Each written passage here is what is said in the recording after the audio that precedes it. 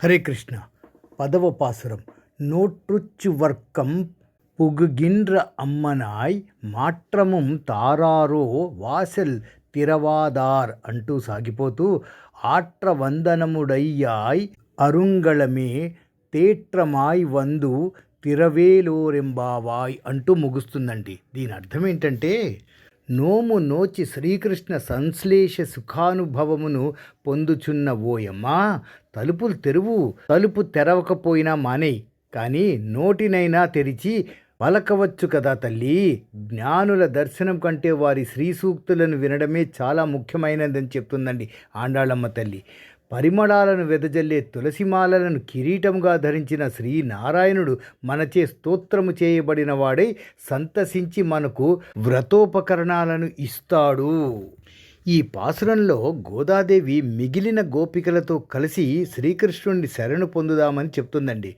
వారు ఇతర దేవతలను ఆశ్రయించక కేవలం శ్రీకృష్ణుడిని ఆశ్రయించామని, ఆయనతో కలిసి పరమపదాన్ని అంటే స్వర్గాన్ని పొందాలనే తపస్సు చేస్తున్నామని చెబుతోంది.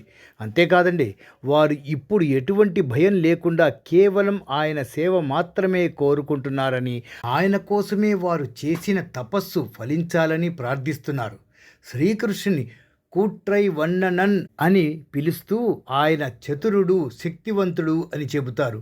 ఈ పాసురం ద్వారా భగవంతుని పట్ల ఉన్న పరమ భక్తిని, ఇతర ఆశ్రయాలను వదిలి కేవలం ఆయన్నే శరణు పొందాలన్న భావాన్ని గోదాదేవి తెలియజేస్తున్నారండి. ఈ పాసురానికి సంబంధించిన భగవద్గీత 18వ అధ్యాయం 66వ శ్లోకం చూద్దామా. సర్వధర్మాన్ పరిత్యజ్య మామేకం శరణం వ్రజ అహం త్వా సర్వ పాపేభ్యో మోక్షయిష్యామి మా శుచః. అంటే నీకు ఉన్న అన్ని ధర్మాలను వదిలి నన్ను ఒక్కడిగానే ఆశ్రయించు, నేను నిన్ను అన్ని పాపాల నుంచి విముక్తి చేస్తాను, శోకించవద్దు అని భావార్థం.